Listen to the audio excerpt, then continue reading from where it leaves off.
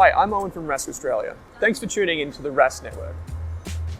Before we get into today's show, there are a few things we have to go over. Firstly, what you're about to hear and see is limited to general information only. It's not personal financial advice like you'd get from a financial planner. Also, it's important to remember that past performance is not indicative of future performance. That means that anything that's happened in the past, or we say today, is not necessarily going to reflect what happens in the future. Lastly, please consider that any of the guests or myself are featuring on this program may have a financial interest in some of the products or shares mentioned. That's enough from me. I hope you enjoyed today's program. Drew Meredith, welcome back to the Australian Investors Podcast. Thanks again. It's always a bit of fun. This is the fifth and final episode of our passive income mini-series where we are answering questions. We've got a heap of questions sent in via email, and they're on all different types of things, but I've tried to bucket them into ETF-specific stuff. We've got all fund-specific stuff, dividends, tax deductions, super funds, insurance bonds, portfolio construction is by far the biggest, probably the most interesting part of it as well, because we're talking about how you actually find funds and put them together. So we'll try and be quick. We'll try and get through these questions. There's about 10 or so in around about 30 to 45 minutes. And if you are new to this series and you want to go back and listen to it, you can access all of the recordings on the Rask Media website. You'll see the passive income series sitting right there. There are 5 episodes in total if you want to go back and learn more about how we've got to this point. Drew, people can also find you by going to wattlepartners.com.au. And from there, there's a contact form as well, right? Yeah, definitely. Or just email me directly. I get a lot of emails. Happy to answer. All right, mate. So we're going to get into our questions. The first one is more of a niche question, and it's about the BetaShares YMAX fund or ETF. People confuse it for an ETF, but it's actually a managed fund that's like listed. Yep. And actually, before I get to that, just remember that any of the questions that we do answer in this episode are strictly general financial information only. We have anonymized them and we've changed some of the questions around a bit. Always seek the advice of a licensed and trusted financial planner before you act on this information. And it's really important too, if we talk about funds, to go and look at the PDS and remember that past performance is not indicative of future performance. Now that we've got that fund stuff out of the way, mate, the question is, would be interested in your thoughts on the BetaShares fund YMAX. As a way of generating income, how would it fit in a portfolio? I think it's a pretty complex or complicated question because what YMAX is a covered call strategy. So essentially it tracks the ASX 200 and then writes call options or sells call options to generate an income from that. Yep. So the income from is something like 10% per annum, but that income is really selling a portion of your shareholding in order to generate it. I think it's very niche. It would not form a part of a core portfolio that we use, probably for a few reasons we were discussing before. One of the biggest challenges is turnover because you're writing call options all the time and selling a portion of your holding, your portfolio is turning over a lot.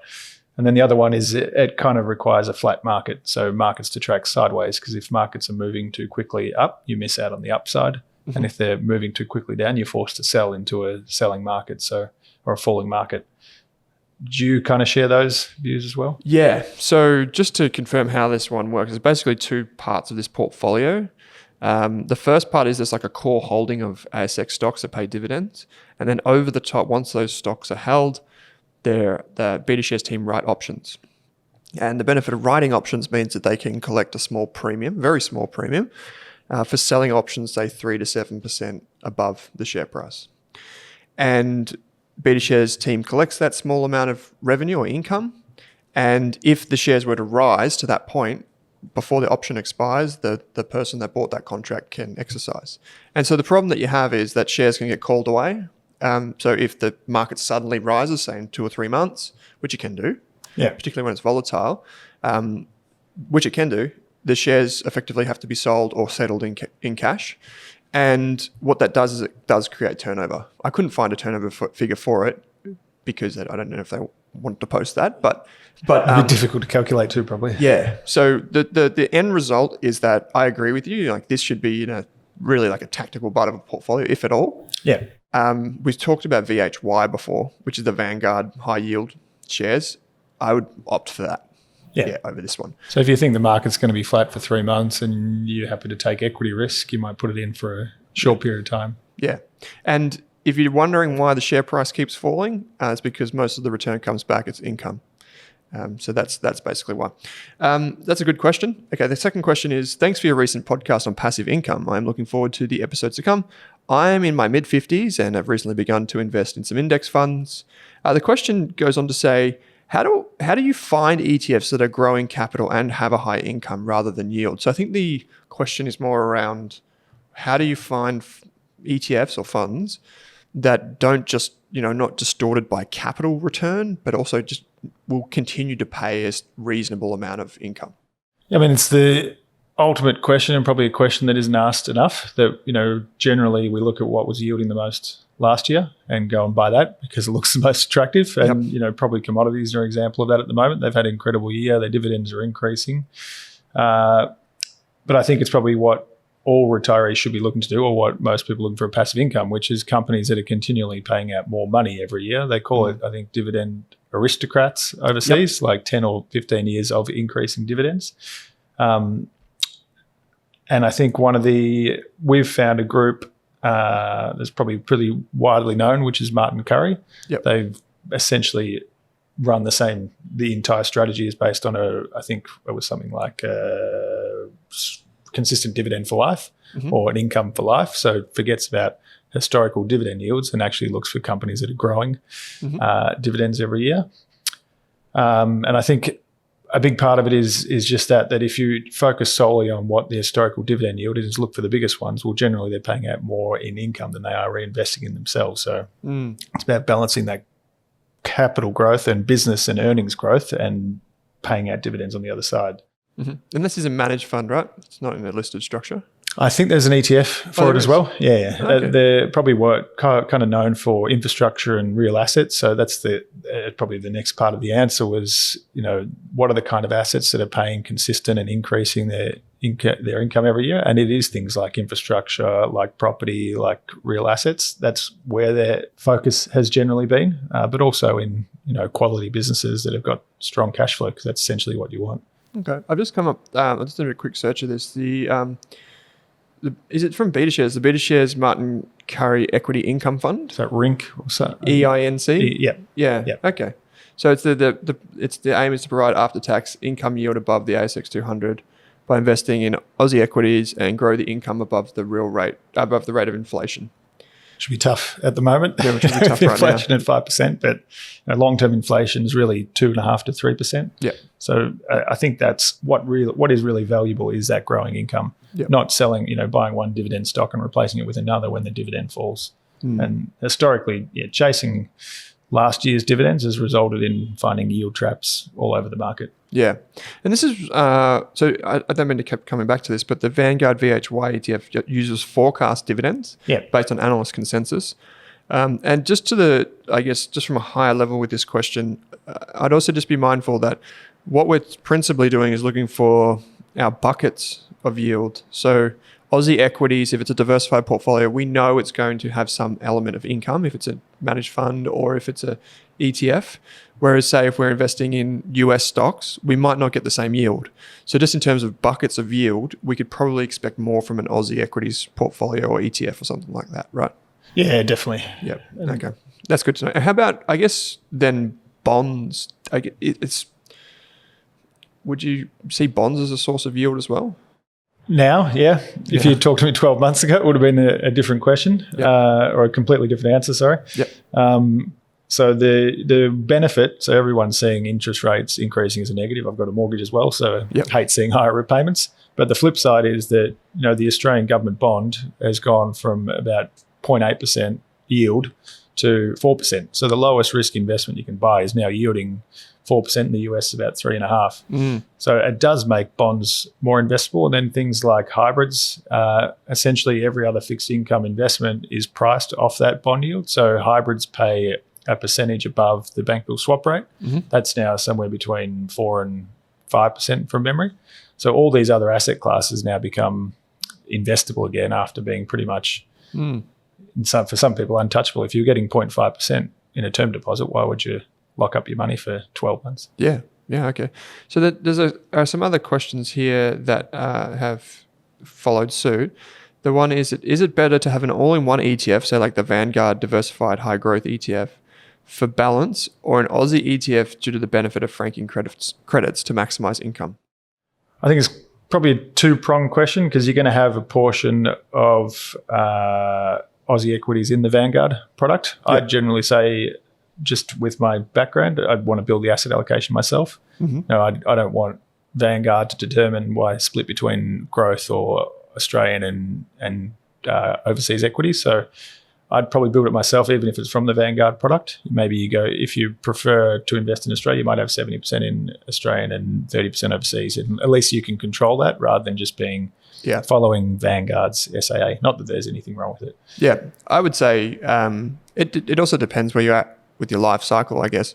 If you're just starting out investing, you might just prefer to keep just chucking it into a core portfolio, like something 50 grand or 100 grand, keep just allocating, and then start to get more, I guess, tactical and more hands-on as you grow. I think that's the benefit of having so many options, even just in ETF form now, without even thinking about managed funds, that you can go either. You can put it set and forget, or you can have more control. You could hold Vanguard and then add a VAS or VHY next to it to get higher dividends as well. Yeah, for sure.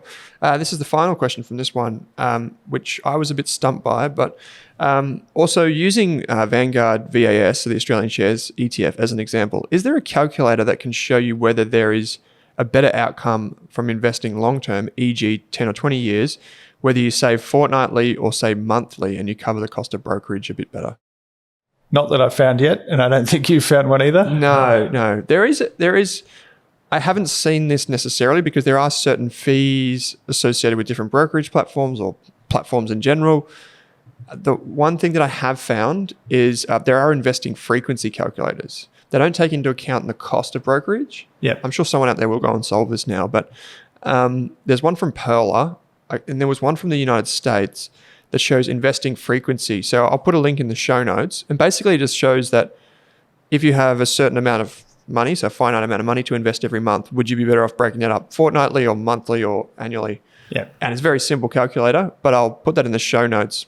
It's really like, we often say, if you are investing where there's $10 or $20 of brokerage, to save up, $1,000 or $2,000 rather than trickling money in at $500 a pop. Makes sense. I think most of the modelling, though, will probably show that the more often you invest, the better.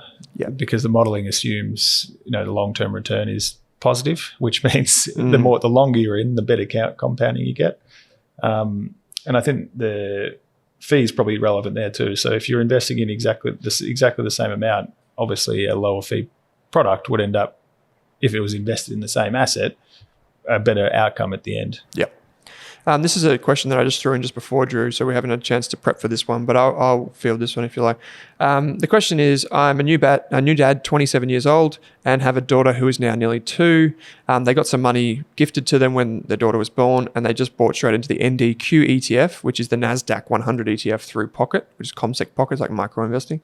Did an initial $2,000 investment, and every quarter top up around about $360, so $30 a week. That's currently down 10%. So everything we do is long-term and 20, 30-year decision. But I find splitting the funds between Aussie, global, emerging market, and bond ETFs just complicates the process. So I guess the question is, if I'm investing $30 a week, what's the best way to invest for them? And I think we can't tell you exactly what to do, but just from a high level, I think this relates to the question that we just spoke about, that investing regularly kind of works. ComSec Pocket, by the way, is one of those micro investing platforms where you can invest small amounts of money. Yeah. And if this money is truly in 20 to 30 year time horizon, I think we've spoken about this type of thing before.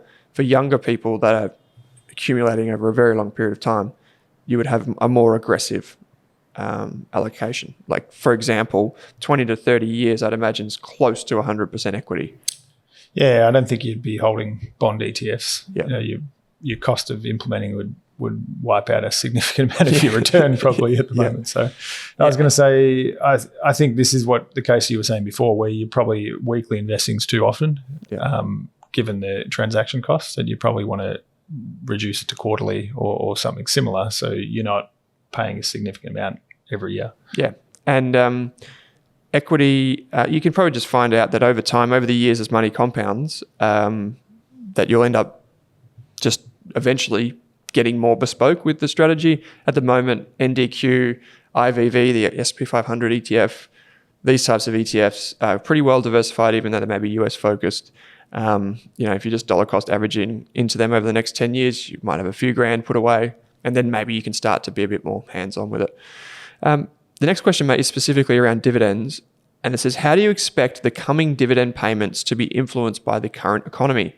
Increasing inflation, increasing interest rates, falling markets, how do these affect dividends? Just as a side note, I was out for dinner the other night, and an investor who was an older bloke said that he's not investing until November because... Sell it, buy and go away?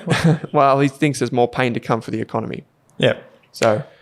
I think we're in a pretty unique position at the moment because we're coming off the back of the pandemic where banks basically cut their dividends in half. So they're actually not at the stretch levels they were.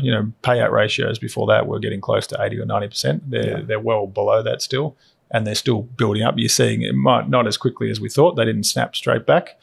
And I think it's going to be very sector-based. It's easy to get caught up in the negativity when there's daily news and inflation and all, property sector and all kinds of things struggling. But I think it's going to be very different in every sector of the market, like it has in the past. It's clear that commodities, oil and gas, and that sector will do well. They're higher prices everywhere compared to historic levels. Cash flow is great. Debt's been repaid. So clearly they're focused on paying dividends out. I think I wouldn't be too concerned about the banking sector. Loan growth will slow, but their profit will be maintained because they're able to generate better interest margin. The areas of probably concern would be retail, essentially because eventually oil prices will eventually make people travel less or spend less money. They're not yet, if you've seen the airports lately. Yep, it's crazy. And that'll feed through to retail spending eventually. But I don't think that's a concern this year. I think it will take a little while to feed through. And that assumes without going to monetary policy, central banks keep pursuing the aggressive approach. What people are saying is until something breaks, which I don't think they want anything to break. So I wouldn't extrapolate it too far out. I'd probably just, I agree with everything you're saying there. And this question was specifically talking about the short-term impact. Yeah. I'd say for most investors, if you are investing in a diversified portfolio, don't overthink what happens from one quarter to the next. Yeah. Remain focused on that 3, 5, and 10-year time horizon, because energy is going to be bringing out great profits. Like BHP is 10% of the VAS ETF right now. Yeah. So you're going to get more dividends from BHP. But in a year from now, commodity prices might, due to their cyclical nature, fall away. Yeah. At which time you will be glad that was a balanced portfolio. So what I would say is just don't be one of those investors that go and chase the dividends from this year or last year, as you said earlier on. Yeah, and just focus on good companies. So don't be chasing it into smaller and companies that have had one good year on the back of whatever pandemic era events. So you want good companies that have got good cash flow, and then it really doesn't matter what happens to the economy around them. Yeah, like we've seen a lot of like small and mid cap energy plays are currently their share prices are rising faster than anything. Yeah. But for the last 5 years they've done nothing. Yeah. So keep that in mind. We could go back to something similar to that in time, and you don't want to be left holding the bag there. So this is a question. This next question is more about tax. It's more a tax-related question. So a quick question: are there any of these investor research platforms? So these are things like this is actually a question that's come across from the finance podcast into the investors podcast that we have, but it's more along the lines of like they're a subscriber to Morningstar. They use Ticker, which is the research terminal that I use as well. It's like $25 a month. ShareSite, which does portfolio administration, performance, and tax reporting. If you are self-managing your own investments. According to Morningstar's website, yes, Morningstar's research is tax deductible. I'm not a Is that like asking the barber if you need a haircut? I'm not a tax agent, but is it still a tax financial advisor? I think the registration is. Yep. So, and the basic requirement to be tax deductible is that the expense you're incurring is contributing to you earning a higher taxable income. So if you're using that research to invest, even if you're losing money one year to the next, I still believe it's tax deductible. Yeah. And this might be one to follow up with your accountant on, just because there are certain things that may qualify and some things that may not.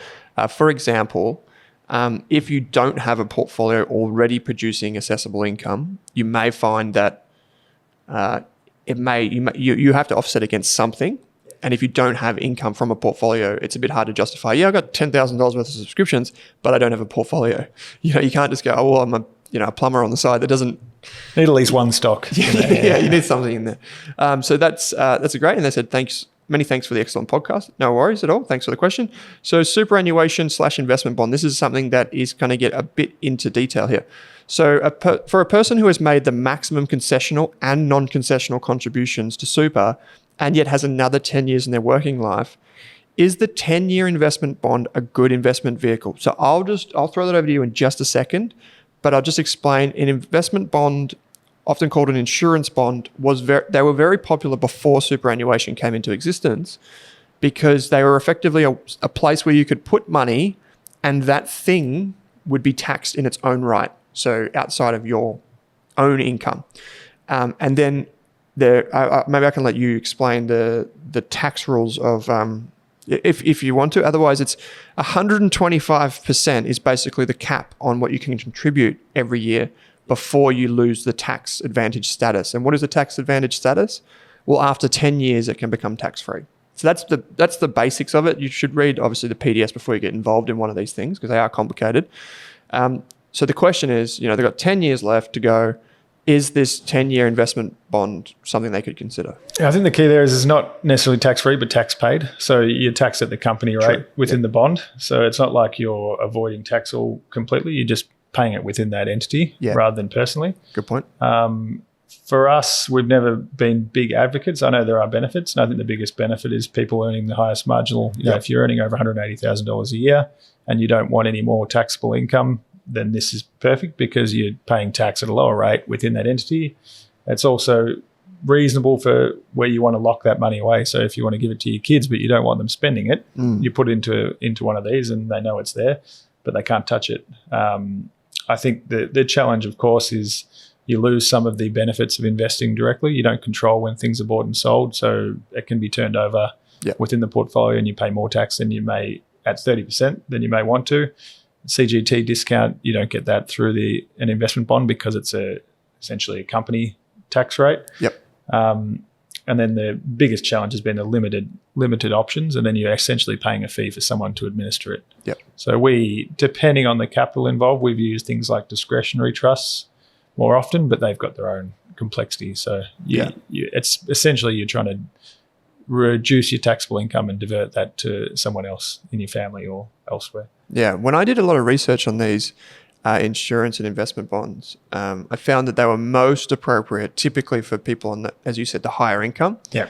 But there are many quirks to them. One of them is obviously the amount that you can contribute. You do not want to over-contribute, because then you have to reset the 10 years that it starts ticking over. It is taxed at 30%. I think the benefit of franking credits is reduced from that. So if you do invest in something inside of the bond, I think it can offset some of that, definitely not all of it.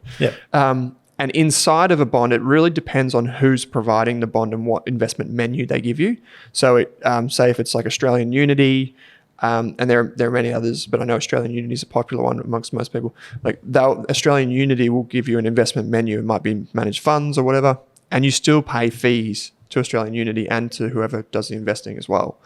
So it's not as straightforward as, it's 30% tax, versus my tax rate. So discretionary. I imagine discretionary trusts are a lot more common. I think most people have a trust anyway, whether if they've already maxed out their superannuation contributions. But it is probably more a question of keeping it away from everything. So how do you keep it from children or from your own hands getting onto the money because you want to spend it? So I think that's where the real benefit of it is. Sometimes with these bonds, they do encourage good savings habits, and they can provide for transition of, you can speak to a tax lawyer about this. They can provide transition of assets, or basically, like you said, if you've got it for children or something like that, that can help too. There's heaps of information available on the website. It seems like this person, is quite well to do in terms of they've already maxed out their contributions to super and realised that. So worthwhile considering their bonds. Portfolio construction. So this is the kind of the meat in this Q&A session here, mate. So this first question goes, "Hi, Owen and Drew, love your shows. The two of you are on the same wavelength." There you go, mate. Okay, so question number 1 is, how do you build a portfolio that could provide $2,000 before tax as an income for retirement? I don't know if that's $2,000 each week. I couldn't work it out either. I'd say it's like 100 grand, but that's, and then they've said, just pretend this for a second. So the second part of this, pretend I'm a new client, mid-40s, walks in and say, I have $500,000 on the ASX spread amongst 30 holdings purchased over the past 3 years. That's being a mix of index funds, ETFs, and company shares. And they say, it's too much stress and I want to simplify things, yet get some good growth and income in future years. However, with the current share prices, to sell out now would mean I'm crystallizing losses on nearly all of my holdings, end quote. How does a client like that go from got 30 holdings, bit worried, midlife, decent amount of money, turn that into income? There's probably a few layers of this one, and it's probably how a lot of clients walk in. I imagine most of them would walk in like this. Yeah, an unplanned portfolio. They usually only take action when they've underperformed or they've lost money and they want to change things up. The way we build a portfolio, we've got a model that we think is the best assets at any given time, but we're also wary that crystallizing losses, if it's otherwise good companies, isn't necessarily the best thing to do. Mm-hmm. So if the big question is, what are you buying with the things that we're thinking about selling? If you're buying assets that have gone up significantly by selling assets that have fallen significantly, where you have the potential that you miss out on some of the upside. So it could be better timed. And then it'd be, what are you selling would be the other question. Are these companies, do they have chances of recovery? We're talking about small cap NASDAQ stocks that may need another 0% bond rate to recover again.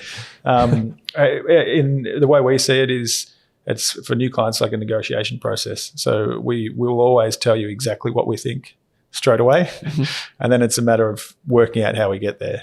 Are some of the holdings a proxy for what we're recommending anyway? So if you hold a bank that we don't think is appropriate, it still gives you an exposure to the sector, and as long as there's nothing terminally wrong with it. But our starting point would generally be to sell everything and buy what we think is better suited, mainly because that is what we think is suited not for today, but for the next 10 years. And if you're not invested in those, we think your returns may not be as good. I think capital losses are probably better than capital gains if you're sitting on heaps of capital gains, because then you've got to time the selling for. That's the harder question. Getting people to sell winners is much harder than getting to sell losers. So at least if you crystallize losses, it's done, and can be carried forward too. That's it. Yeah, and I think that's a big part of this is like the bias of like recency bias and sunk cost fallacy and all that comes into play.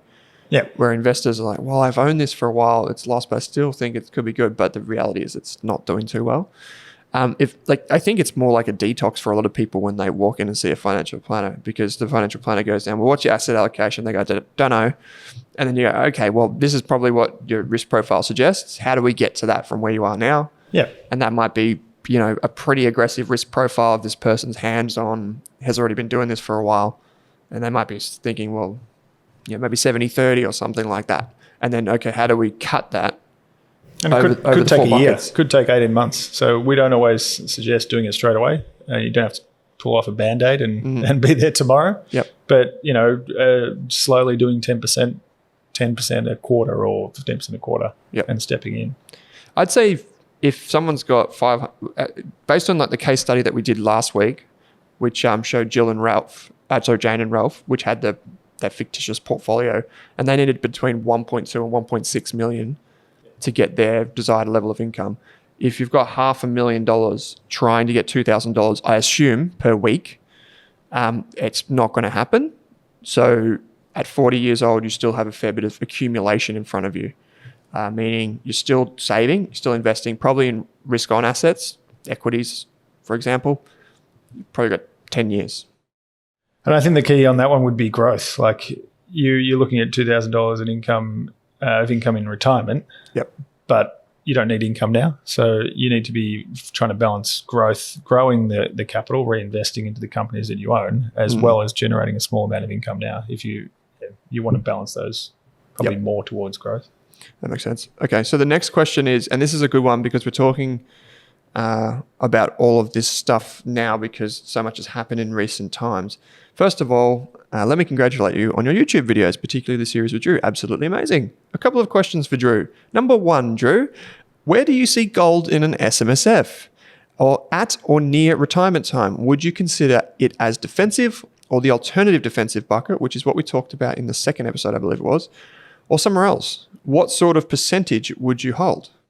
We have this discussion every day.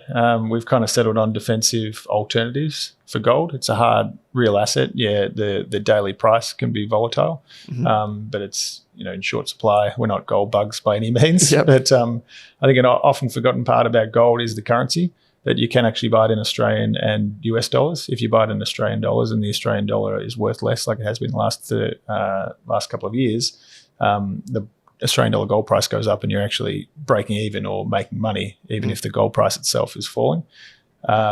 We see it as a hedge against volatility, hedge against commodity prices, hedge against interest rates. So we, at some points, we've held up to 10% of the entire SMSF in gold. Yep. Because our view is if you want to hedge, you have to have a significant exposure. There's no point in having 2% in gold as a hedge. And we also say if you're going to hold gold, hold bullion, don't hold gold stocks. Because if you've watched the market over the last 6 months, they all have their own operational challenges at any given time.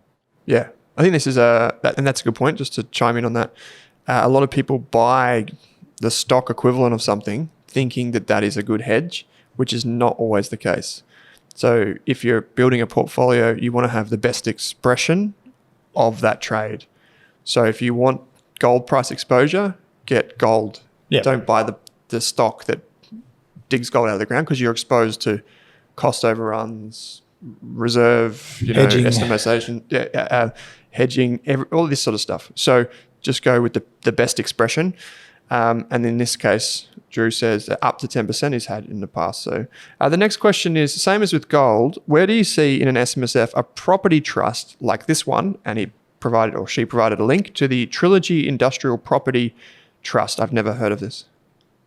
Well, I have heard of the Trilogy, but don't know particularly well. Yeah. We kind of see property as an alternative, and then it's either in defensive or growth, and that depends on the quality of the property, the diversification of the strategy, the amount of gearing in the strategy. So something like agriculture tends to be in, and a smaller strategy tends to be in our growth alternatives, given their expected returns higher and the size is generally lower. And then things like industrial property, healthcare property, that is, who the tenants are, Amazon, federal government, these sort of tenants, and that tilts more towards defensive. And then you're generally going to say unlisted and less liquid sits in your defensive because it's less volatile and has the correlation benefits and diversification benefits, where listed property, as we know, trades very similar to equities. It has an equity-like risk, right, when it's on the stock exchange. Exactly. Yeah. And you can see that in Australian Super's returns for the financial year as well. So. Yeah. Unlisted assets. Hooray. So that's a good question about Trilogy there. So the next question is, hi, many thanks for this very timely series on passive income. Thank you. You're very welcome. And this is why we did it at this time, because people are focused on income. So I'm looking to invest $600,000 for about 5% or 30% per annum, $30,000 per annum income for my 87-year-old mother, and would love to know the types of investments you would focus on in this scenario and rough allocations for each. The context of this question is that there was an elderly couple that they had a RAD, the refundable accommodation deposit. Father passed away. Now the grandmother has to basically provide her own income, because they can't get the pension, to replace that income in some way. So if you've got $600,000, they're looking at about 5% per year, which is $30,000. How would you do that? I've been looking into investing in bonds, dividend income funds, property REITs, or unlisted funds. I feel like you would have a somewhat simple answer for this question, taking it back to basics. I'll try to be simple. Yeah, I think essentially what you want is a portfolio that can deliver that income regardless of the environment. the equity markets are falling, you can get income from somewhere else. So we generally say you want a diverse range of asset classes. I think a 5% income, as we said, is a balance growth in terms of the amount of risk you need to take. And what we tend to focus on more with clients that are relying on their capital for an income is cash flow. So don't be focused solely on the dividend and the dollars of income coming out of the investments, but focus on firstly making sure there's always enough cash in your bank account, and then have some structure around how you're managing that. If your equities do well, or you sell some equities and put it back into cash. If your bonds do well, you sell some bonds and put it back into cash. So it means you've always got enough money to meet your expenses, but your capital's still at work at the same time. So this person, the mother is 87. Yeah. Would that be, would you say you want a year of living expenses covered? 2 years? Like, how can I think about that? You'd probably say at least 6 months of expenses in real hard cash. Yep. And depends on the comfort of the person. You could go, for a lot of people, it's a full year, and that just sits in cash. For some people, that burns a hole in their pocket, so it is very personal.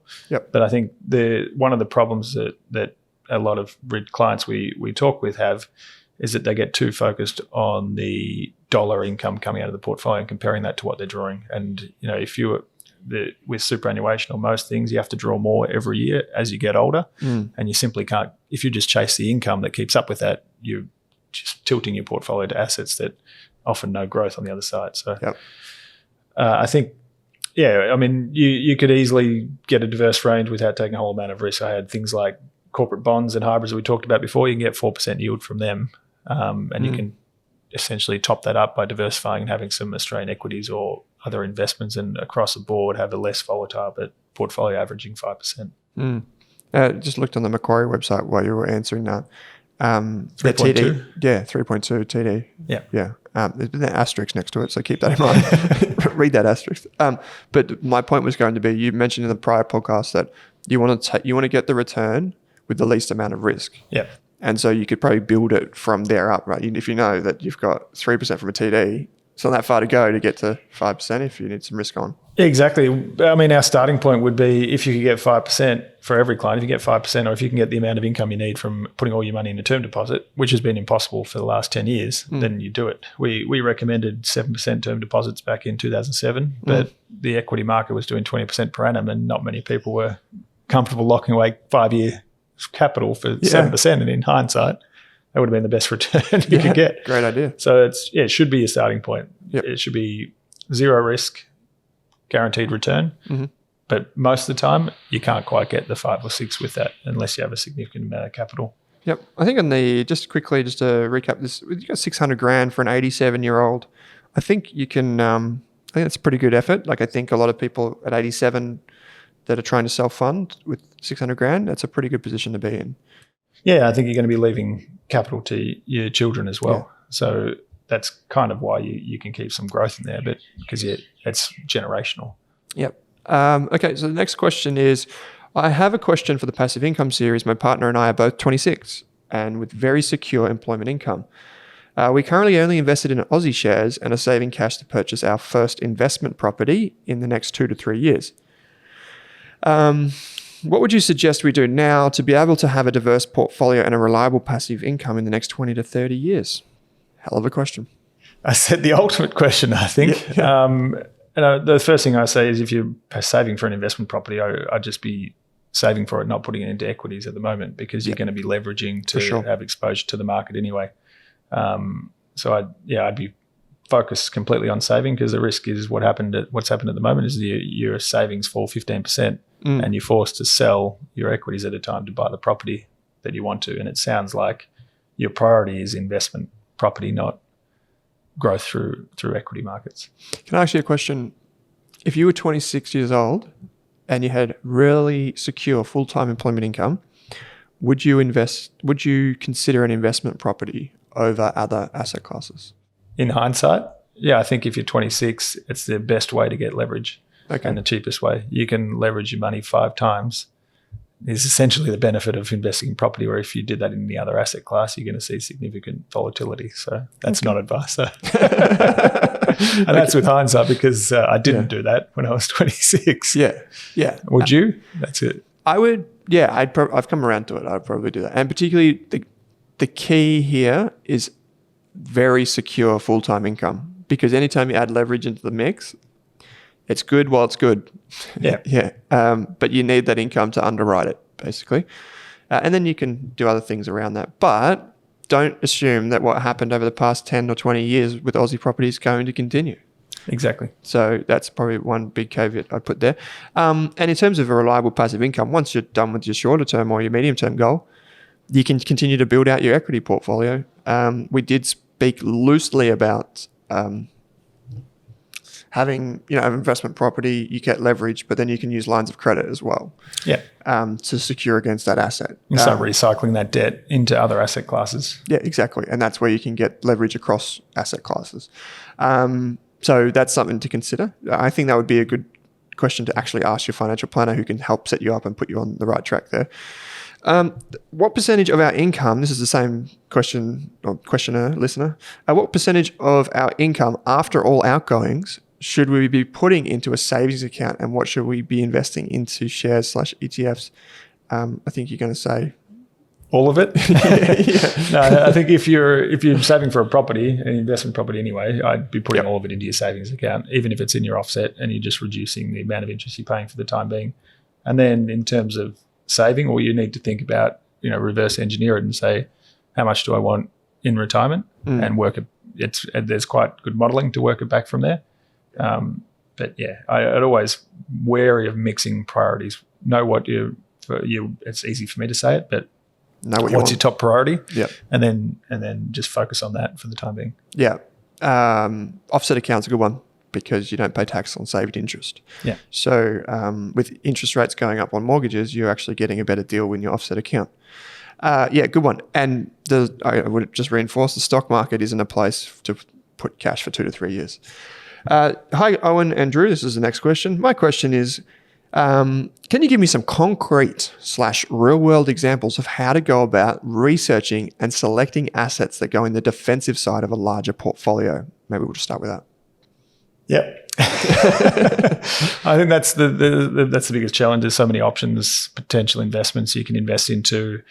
I think what people tend to their advisors do it, investors do it, is you end up focusing on the individual investments at the bottom, and there's hundreds of thousands of them. And you get this, what my dad probably would have said was analysis or paralysis through analysis, that you just can't take any action. So I think the way we do it is you start with a broad universe of investments. So what do we define as defensive? We went through that in a separate podcast: corporate bonds, credit. What are you comfortable investing into? Mm-hmm. Which ones are suited more to the current environment? So is it fixed rate versus floating rate bonds? And then once you've worked out what your universe and what you're comfortable investing into, then you step down into the next layer of investments. Yep. Okay. Similar. I like it. So the follow-on question is, how does one go about analysing, selecting a suitable wholesale fund, managed fund, ETF, LIC, or whatever for the defensive side? And this, I guess, is another that carries on with this. How does one decide what asset type is really relevant to focus on? So finding the funds is easy as for us as an advisor. You essentially got, as you know as well, you got fund managers and new strategies knocking on your door or calling or emailing or marketing everywhere we read. So there's no lack of strategy to find them. Actually taking those meetings, going on to webinars, even if it's asset classes you don't know about, it educates you more on those asset classes and in a lot of cases makes the case for the asset class, not just the strategy. Mm-hmm. So I think that's an important source, but also, experience starts to tell you what sort of asset classes are better suited to different environments. So is it floating rate investments in a rising interest rate environment? Probably more so, and then starting to look deeper into those. Mm-hmm. And then what's your risk profile? Are you comfortable with volatility, and how much control do you want? Do you want to determine the allocation between government and corporate bonds, or emerging market debt if you're looking for a higher yield, or do you want to just outsource that to one group? Because there's plenty of groups that employ 100 analysts that'll build a portfolio of every fixed interest, part of the fixed interest market, and give it to you in one fund or listed products. So yep. And you can start with listed products. There are heaps of different listed products. You can. There's a report, just as a quick one. There's a report that the ASX does every month. It's called the Exchange Traded Products Monthly List or something. It's pretty big. Yeah, it's a big report, and it covers all the LICs, all of the REITs, all of the ETFs, all of the listed funds. You get it all in one report, and it gives you heaps of data, and it shows you trends and whatever, and you can separated by asset class as well. Yep. So it's freely available on the ASX website. The final question around this is actually about, here we go, any tools or sites you would suggest to help with this discovery, comparison, narrowing down and selecting of managed funds problem, e.g. Morningstar, Investment Center. Do you rely on things like Morningstar, Lonsec, Foresight, Zenith, Atchison ratings? All of the above. So I think, like any research, you don't want to have a single source, and everyone has their own different view on different asset classes. So one group might be more comfortable with alternatives compared to another. One group might be more comfortable with less liquid strategies compared to another. So having a diverse range. I mean, we use Morningstar, Lonsec, Zenith, basically everything available, and get as much research as we can. But it's just a tool that you still have to apply your own qualitative overlay and determine the quality. And then part of our process is identify the asset class, identify the sector within that asset class we want to be invested into, find the top 5 or 10 through these research tools, and then meet the portfolio manager, meet the people making the decisions, and do our due diligence that way. Yeah, and if you are the type of person that is seriously considering allocating to these funds, you can go on their webinars, go to their website, call them, their BDMs or whatever will pick up the phone. Yeah. And then a lot of them do in events or attend events as well, which is a very valuable source of insight into people. You can just meet them, and a lot of people, particularly if they're talking hundreds of thousands of dollars, want to eyeball the person that they're investing with. Yeah, it makes definitely. sense. Yeah, and I think that's why to be honest, a lot of the listed investment companies, I think that's why they've done so well, is because a lot of people want to speak to the person that runs it, and they do road shows all around the country and all that. And better at communicating and engaging with the audience. Yeah, that's it. So if they're going to direct to investors, it's a great thing. So you can, so just to confirm, you can, for some of these websites, you can get subscriptions if you are interested in finding funds or whatever. And the reason why I say subscriptions is because some of them are behind a paywall. They'll give you basic or limited information on the front end, but some of them are only for advisors. Yeah, for wholesale investors only. Yeah. Or sophisticated. Yeah, from my experience, I think Lonsec and Zenith, there are only, I could be wrong, but I think they're only advisors. Yeah, Morningstar has its own retail license. I think the other ones and they can only be released to advisors as well. Yeah, if you request one, you have to prove that you're a financial professional basically to get it. So keep that in mind. But Drew, there are a heap of questions. We've been through tax, insurance, bonds, building a portfolio, whether you're starting out or not. If you do have any questions for Drew or for me, you can still email us podcast@rask.com.au. But if you do have financial planning specific questions, I'd say to send them through to Drew. You can access the Wattle Partners website by going to wattlepartners.com.au, and there's a contact us page, and there's a form there that you can fill out. But I'm always happy to take your questions. We're also on LinkedIn if you want to reach out and say good day. Drew, heaps of fun, mate. 5 episodes of passive income. Who would have thought?